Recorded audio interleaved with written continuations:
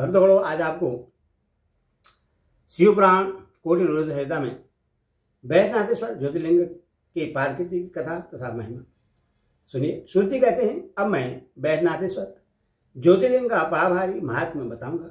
सुनो। राक्षसा रावण जो बड़ा अभिमानी और अपने अहंकार को प्रकट करने वाला था, उत्तम पर्वत कैलाश पर भक्ति भाव से भगवान शिव की आराधना कर रहा था।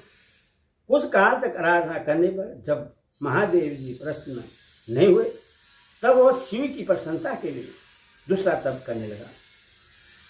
पुलस्त्य कुलनंदन श्रीमान रावण ने सिद्धि के स्थानभूत हिमालय पर्वत के दक्षिण वृक्षों से भी भरे हुए वन में पृथ्वी पर एक बहुत बड़ा गड्ढा खोदकर उसमें अग्नि की स्थापना की और उसके पास ही भगवान शिव को स्थापित करके हवन आरंभ किया। ग्रीष्म ऋतु में वह 5 अग्नियों के बीच में बैठता, वर्षा ऋतु में खुले मैदान में चबूतरे पर सोता और शीतकाल में जल के भीतर खड़ा रहता। इस तरह 3 प्रकार से उसकी तपस्या चलती थी। इस रीति से रावण ने बहुत तप किया, तो भी दुरात्माओं के लिए जिनको रिझाना कठिन है, वही परमात्मा महेश्वर उस पर प्रश्न नहीं हुए। तब महामनस्वी दैत्यराज रावण ने अपना मस्तक काटकर शंकर जी का पूजन आरंभ किया। विधिपूर्वक शिव की पूजा करके वह अपना एक एक सिर काटता और भगवान को समर्पित कर देता था। इस तरह उसने क्रमशः अपने 9 सिर काट डाले। जब एक ही सिर बाकी रह गया, तब भक्त वत्सल भगवान शंकर संतुष्ट एवं प्रसन्न हो वहीं उसके सामने प्रकट हो गए।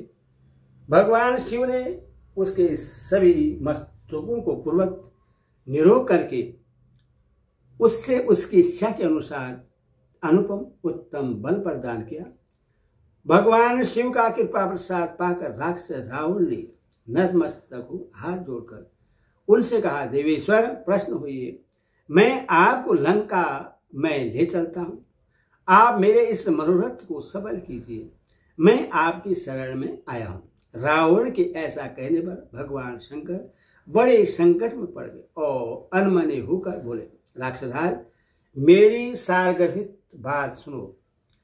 तुम मेरे इस उत्तम लिंग को भक्ति भाव से अपने घर को ले जाओ, परंतु जब तुम इससे कहीं भूमि पर रख दोगे, तब यह वहीं सुस्थिर हो जाएगा, इसमें संदेह नहीं है। अब तुम्हारी जैसी इच्छा हो वैसा करो। सूर्य कहते ब्राह्मण, भगवान शंकर के ऐसा कहने पर राक्षसा रावण बहुत अच्छा कहकर वह शिवलिंग साथ लेकर अपने घर की ओर चला। परंतु मार्ग में भगवान शिव की माया से उससे मूत्रोदक स्वर्ग की इच्छा हुई। पुरुषनंदन रावण सामर्थ्यशाली होने पर भी मूत्र के भेग को रोक न सका। इसी समय वहां आसपास एक ग्वाले को देखकर उसने प्रार्थना पूर्वक वह शिवलिंग उसके हाथ में थमा दिया और स्वयं मूत्र त्याग के लिए बैठ गया। एक मुहूर्त बीतते बीतते वह ग्वाला उस शिवलिंग के भार से अत्यंत पीड़ित हो व्याकुल हो गया। तब उसने उससे पृथ्वी पर रख दिया। फिर तो वह हीर कमल्य शिवलिंग वहीं स्थिर हो गया। वह दर्शन करने मात्र से संपूर्ण विष्णु को देने वाला और पाप राशि को हर लेने वाला है। मुने, वही शिवलिंग तीनों लोगों में बैजनाथेश्वर के नाम से प्रसिद्ध हुआ, जो सत्पुरुषों को भोग और मोक्ष देने वाला है। यह दिव्य उत्तम एवं श्रेष्ठ ज्योतिर्लिंग दर्शन और पूजन से भी समस्त पापों को हर लेता है और मोक्ष की प्राप्ति कराता है। वह शिवलिंग जब संपूर्ण लोगों के हित के लिए वही स्थित हो गया, तब रावण भगवान शिव का परम उत्तम वर पाकर अपने घर को चला गया।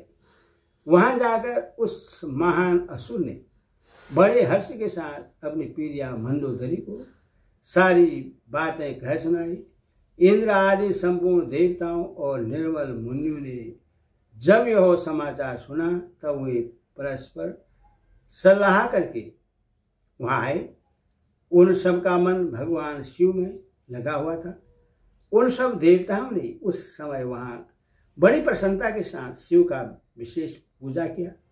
वहां भगवान शंकर का प्रत्यक्ष दर्शन करके देवताओं ने उस शिवलिंग की विधिवत स्थापना की और उसका वैद्यनाथ नाम रखकर उसकी वंदना और स्तमन करके वे स्वर्गलोक को चले गए। ऋषि ने पूछा, सूजी, जब वह शिवलिंग वहीं स्थित हो गया तथा रावण अपने घर को चला गया, तब वहां कौन सी घटना घटित हुई, यह आप बताइए। सूजी ने कहा, ब्राह्मणों, भगवान शिव का परम उत्तम वर पाकर महाअसुर रावण अपने घर को चला गया। वहां उसने अपनी पीढ़िया से सब बातें कही और वह अत्यंत आनंद का अनुभव करने लगा।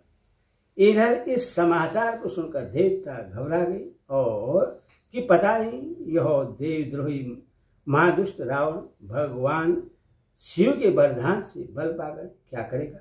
उन्होंने नारद जी को भेजा। नारद जी ने जाकर रावण से कहा, तुम कैलाश पर्वत को उठाओ, तब पता लगेगा कि शिव जी का दिया हुआ वरदान कहाँ तक सफल हुआ। रावण को यह बात जच गई। उसने जाकर कैलाश को उखाड़ लिया। इससे सारा कैलाश हिल उठा।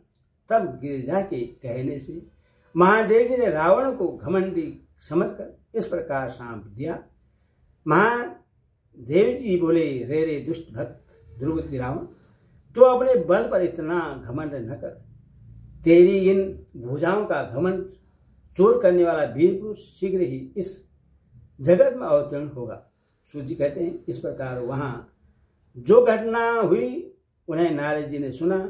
रावण भी परिचित हो जैसे आया था उसी तरह अपने घर को लौट गया। इस प्रकार मैंने वैद्यनाथेश्वर का महात्म्य बताया है। इसे सुनने वाले मनुष्य का पाप भस्म हो जाता है। ओम नमः शिवाय।